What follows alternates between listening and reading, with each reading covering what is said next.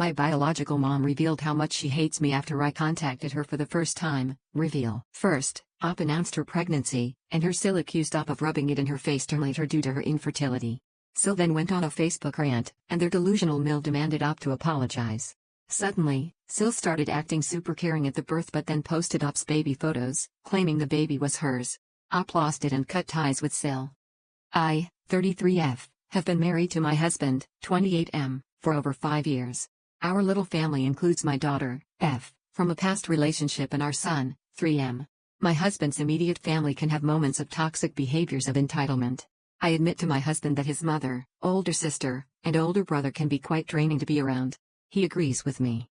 Now I am going to share with the lovely people of Reddit about my sister-in-law crossing my boundaries that I placed and then playing the innocent victim when my husband and I blow up at her for her insensitive behaviors. There are many of these stories. I am sharing the one that bothers me the most. When my husband and I first found out we were going to have a baby, this was a planned pregnancy. We shared it with our daughter, and she hugged my belly and smiled. We wanted to share our happy news with our families. My family was happy for us and congratulated us with hugs and back pats.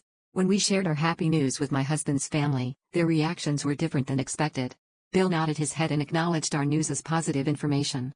Bill has asthma. Mill started asking us a bunch of different questions and saying she didn't know we were trying to get pregnant. Sil's fiancé was happy for us. Sil pouted and huffed, and when her upset reaction was acknowledged, she blew up at my husband and me for getting pregnant before her. She ranted about how dare we go out of our way to throw our pregnancy in her face when we knew she and her fiancé had been trying to get pregnant.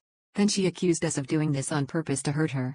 My husband told Sil that our getting pregnant had nothing to do with her, and I backed him up. Sil left, with Mill accusing us of being heartless and insensitive to her feelings. She cried about how horrible we were for becoming pregnant despite her, on her Facebook, and to toxic family members who ate it all up and called us jerks for flaunting our pregnancy in her face because we should have known she was suffering from infertility troubles. Sil was just as bad as when we got married, but that's another story. We actually had no idea she was infertile or that they had been trying for a baby before marriage. We wanted to have a baby together, so we chose to have one.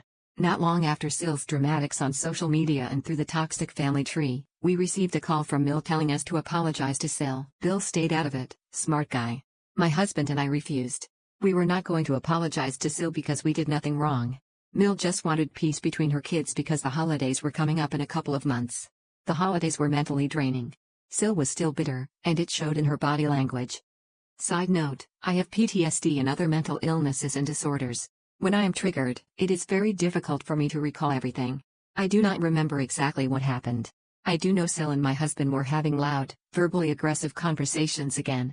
Sil cried about how terrible we were to their toxic family members and on social media. We cut off contact multiple times with Sil during my pregnancy to try to stay mentally and emotionally safe. My third trimester of pregnancy was difficult on my body, but my doctor told me I was fine to keep working. I could barely walk or move without being in agony. I needed assistance walking to the bathroom. Sil seemed to have changed her tune and was saying how she was excited to become an auntie to our son. I have no idea why, how, who, what, or where this came from, but I was glad there would not be a fight at our baby shower.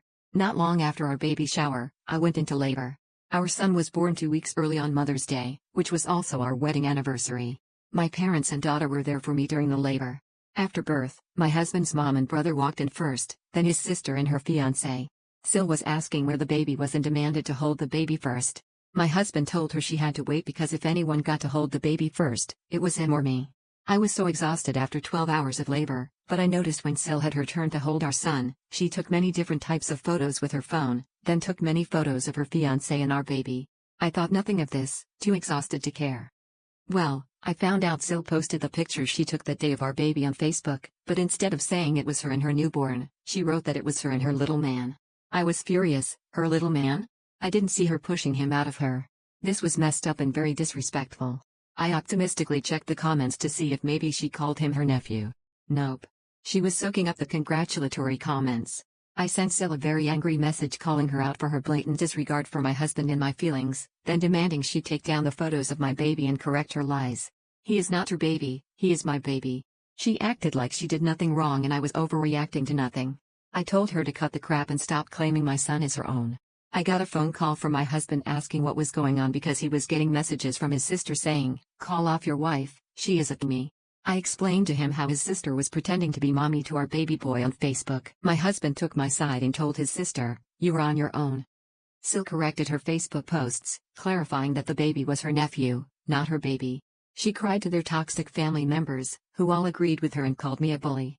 Needless to say, my Sil and I do not get along. We do not speak to each other unless we have to in person. I'm always polite to her until her entitlement shows its ugly head. I will not allow Sil around our son unless supervised by my husband or myself. I do not trust her. I feel like if she had the chance, she would take our son. Edit 1. Thank you for the comments. I appreciate your time. This happened 3 years ago and it still bothers me to this day. When she's around, as rare as that is, our son does not want to be touched or near Sil. He must sense something. She blames us for not letting her babysit him like we let Mill. Mill acknowledges my daughter as an equal family member, but that's a different story. To clarify why I was so upset about Sil calling our son her little man, it was because my husband and I gave our son the pet name Little Man when we found out we were having a boy. Sil knew this. A few comments on her post said, "I didn't know you were pregnant, congratulations." She did not correct them but liked them. To reassure you, Sil and I mutually agreed not to talk to each other by phone or text or be Facebook friends after a few different blow-ups between us when we were Facebook friends. I left my old Facebook and created a different, secluded Facebook profile to be able to keep connections to loved ones and friends that live far away. Yes, I do have PTSD and a few other mental disorders and illnesses. I have come a long way from where I used to be. I have been healing while coping daily. I go to therapy, and I seek out support groups online, Facebook, Reddit, etc. I am in a good place now compared to where I was years ago, months ago, and even days ago. Healing and coping are processes. I had no contact with Sil, but my husband is not so lucky since Sil and Sil's husband work at the same company as him. Plus, Sil and Sil's husband had to move in with Mill and Bill during the pandemic. I could keep going, but I will leave this post as is. I hope I helped clarify things.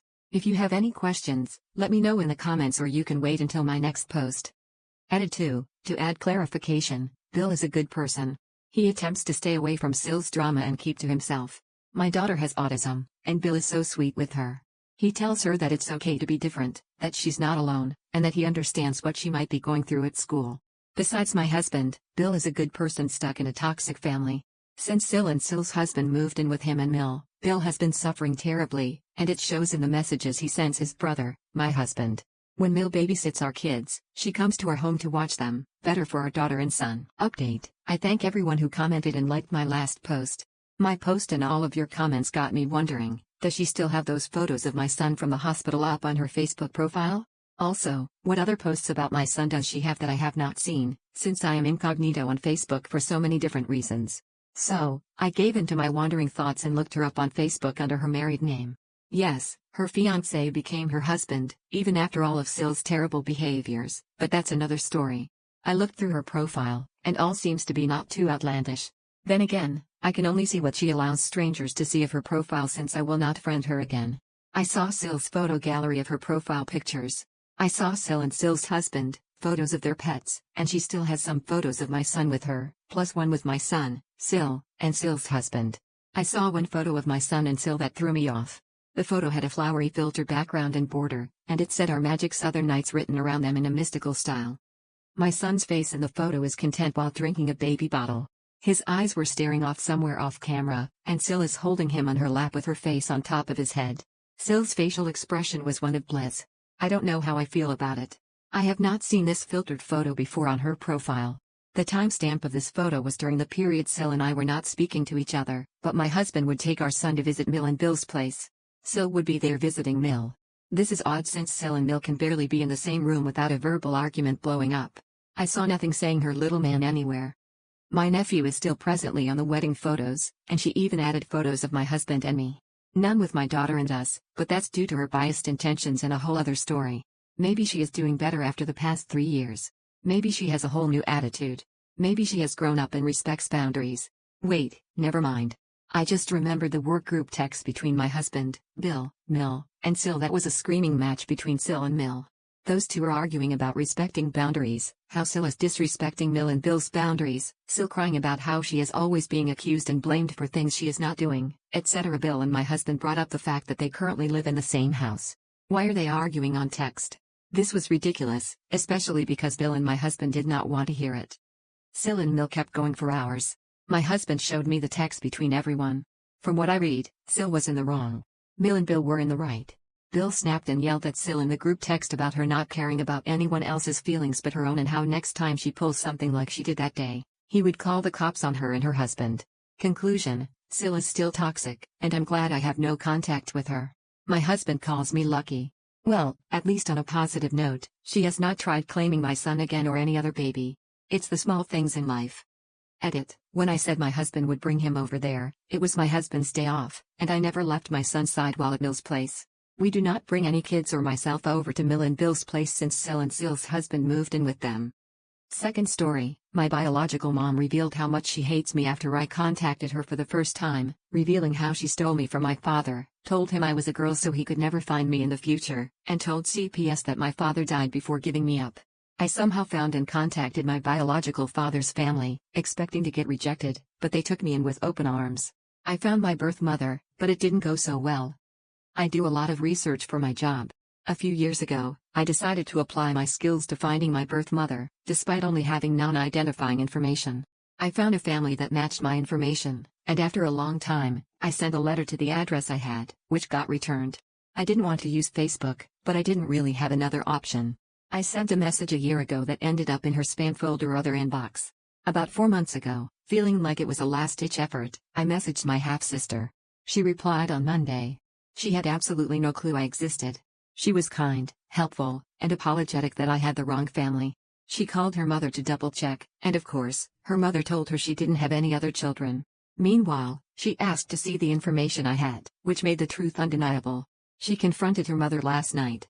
I got an angry message that did not take into account that I am, 1, a human being, and 2, innocent of the choices she made years ago. She all caps told me to stay out of her life and her adult daughter's life. The kicker? She had told social services that my birth father had died in a tragic accident before I was born. I spent the last 25 years believing he was dead. It turns out she lied, and he's still alive. The nicest part of her message was her giving me his name and place of birth, which, of course, might also be a pack of lies. In between her ranting that I never should have been given any information ever, we thanked her. So now I'm just trying to process. I get that her lies have been exposed, and her daughter knows the big secret, and she panicked. I wasn't asking for money or a new mommy. I was asking for a few answers. Birth parents need to sort their crap out enough to treat the children they gave up like human beings, damn it. TLDR, used ninja research skills to find birth mom. She flips out and tells me to GTFO her life. Also, my dead father isn't so much dead as very much alive. Relevant comments from Op. Exactly. Common decency was totally lacking, but you're right that I have no idea what her issues are, and she clearly has some. Her reaction was somewhat shocking because I was led to believe that she was in a good frame of mind about giving me up, and she left a couple of things for me to have from her. Apparently, not so much, but loads could have happened to her since. I don't feel like I can talk with my half-sister. I did message her to let her know I would be willing to talk, but I left it up to her. I feel my birth mom is the type to cry HRSSMNT if I continue contact with her daughter. Thanks so much. My half-sister is around 23 now, so she is certainly old enough for the truth. Maybe she'll figure this out on her own and want to have some contact. For now, I'm happy giving her and myself some space. I'm doing mostly okay, I think. I'm still in the middle of figuring this out. The hardest part is processing the fact that my father is alive and out there somewhere. I've known he was dead since I was 10, so he's always just been this person I'll never know. But her one interaction with me was so vile, and she obviously had no issues lying. I can't help but wonder if this is a lie too. I think the best advice I would give someone who is searching is to only make contact when you have sorted out your issues regarding your adoption. I had a lot of resentment years ago, but I got over that before I talked to her. I guess my reasons were based on simple curiosity and some medical stuff that may or may not be important down the line.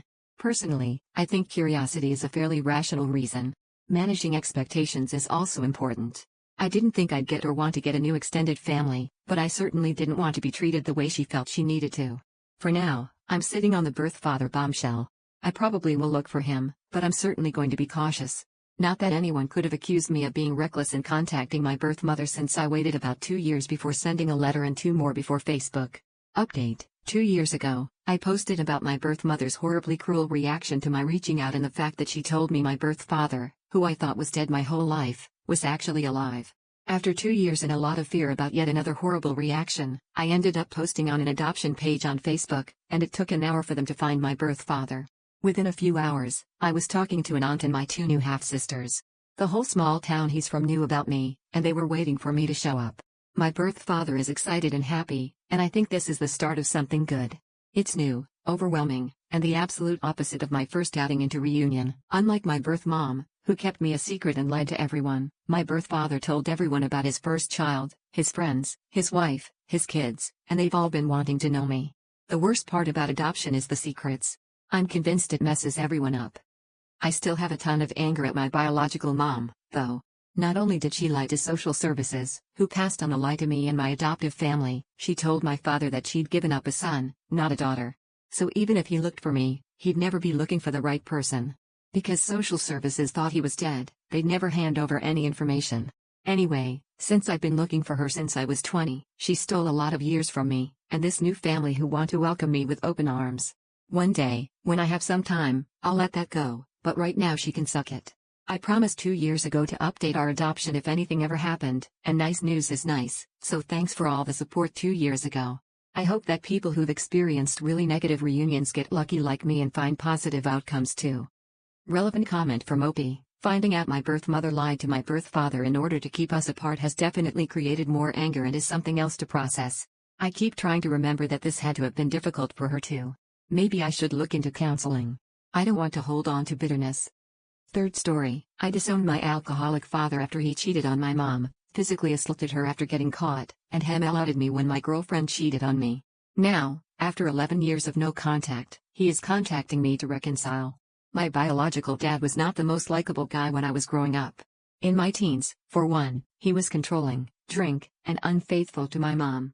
She found out that he was cheating with the letters his mistresses would send directly to our house, which spurred him to ultimately lay his hands on her. My mom did not take that lightly and immediately called the police, and he was soon arrested. It wasn't until I was 4 that my mom finally left him. So, me, my sister, and my mom drove to my grandma's place, which was not too far, and stayed there for however long until my mom was able to get back on her feet. My mom did her due diligence and took him to family court where they made him pay $600 a month and allowed him to see us without supervision every weekend. He wasn't bad to me or my sister at the time, but I would always see him almost mostly drink due to the parties he would throw at his new place. He would invite all my uncles and his friends to just catch up and have a good time, which I won't fault him for. I loved seeing all my uncles together, and they enjoyed me being there. Being that I was so young, I wouldn't have noticed how much more caring they were for me back then. One of my uncles was drunk at the time and was tearing my biological dad a new one, saying that he didn't truly care for either me or my sister and that he only had us to make himself feel better. I honestly didn't understand at the time because they were speaking Spanish when it was happening. It didn't matter to my biological dad what my uncle had said until my grandma on his side was over in the States and was due for a doctor's visit.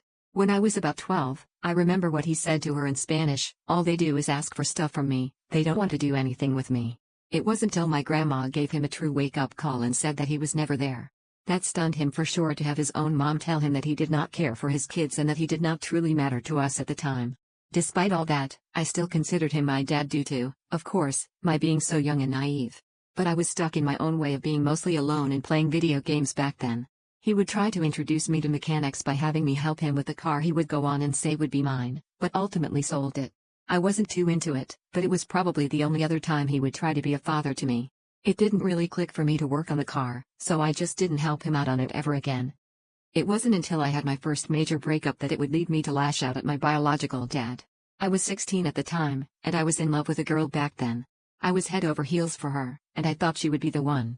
We would always plan our outings together on the weekends, knowing that I would still visit my biological dad. I was blind and madly in love with her to the point where I almost made it all the way with her, but she was shy, of course, and I didn't want to push her to do anything she didn't want. It wasn't till then that a friend of hers reached out to me with a photo and said that she was sorry to do this. The photo was of my then girlfriend with another guy, and they were kissing. I was heartbroken. I had called her up to try and confirm if it was true, and she did say that it was and didn't want to hurt me. I was dumbstruck when she said this and hung up the phone on her. My biological dad saw me and, of course, being slightly drunk at the time of my being distraught, he asked me if I was okay. I told him everything about what happened, and he felt that it was more of my mom's job to deal with this, so he took me home to my mom. He would then say that the only way to truly get her back was with success, and he would show it to her to try and get her back. I was not hearing it at the time, being an emotionally charged teen, and I kicked the back of his seat hard. So what does he do? He dropped me off in the middle of the street and told me, "No wonder she left you." I was now furious at him, so I started walking away from him. It wasn't until he was thinking clearly that he knew he was in trouble with my mom if she found out what had happened, so he told me to get back in the car and he dropped me off at my mom's place. We would keep quiet for almost the rest of the drive until he said it again, which would only bring my then ex back to me. I mostly tuned him out until I kicked his seat again. We were literally just around the curve of my mom's street, and he kicked me out again. He then said that I was a loser and didn't want me around his house again. I then threw the phone I had at the time at his car for saying that. By the time I got to my mom's place, she was outside waiting for me. My sister was still there at my biological dad's place, and I had told her that I was going back to her. My mom was surely a trooper putting up with me, honestly, and doing the best she could to comfort me. It wasn't until 15 minutes later that my biological dad came back to tell her what had happened, but my mom was not hearing any of it. She demanded that I tell her what actually happened and replace my phone. He, being clearly too drunk for this, gave her his phone and drove off. It was from then on that my mom did not have me go with him ever again, and I agreed with her. I told her all that happened and said that I wasn't his son. Despite all that, I was genuinely happier. My mom was already with my stepdad at the time, and they helped me as best as they could. It wasn't until COVID happened that I got a message from my biological dad asking me how I had been and that he would like to see me. I never answered him because I didn't want him in my life again. He would try and still send messages here and there basically saying the same thing like, "Hope you are okay, and if you want to talk to me, I'm always open for it." All of those messages went unheard. It wasn't until 2 weeks ago that he tried to reach out to me again asking me, "How are you? Can we talk?" I then moved in with my now girlfriend and told her what happened. She was understanding of what had happened and asked me what I wanted to do.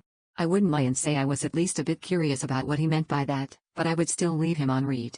I just still have a lot of pent-up rage over what he did to me. I don't want him back in my life again, but I still wonder what he would want to ask me in that sort of tone. My mom says to do what I think is right, and if I do talk to him, to let her know. My mom has always been my go-to if anything like this were to happen. I just don't know what would be the best course for me to do. Relevant comments. Trick Delivery 46009, is your younger sibling still in contact with him? What do they know about your dad or this situation? He could be in AA and he is doing his steps asking for forgiveness, etc. He could be in financial trouble and need money. He could be in medical trouble and need money or a kidney. He could have a new girlfriend and she wonders why his kids don't ever see him and he is trying to play happy family. Or, even if his family member or friend passes away, he feels awful and he is seeing that life is short now. He could realize he had greatly messed up. I think I would take small steps. Call or text him back to see what he wants or ask a sibling. Meet in a public space if you want to. Don't agree to anything and take things slow. If he doesn't apologize, don't bother with him. And hug your mom. OP, as far as I know, my sister has no contact with him either due to a falling out between them. As for AA, I honestly highly doubt that. I know it's bad to talk bad about my biological dad, but when he was a DCK even before I was born, you start to feel like he may never change.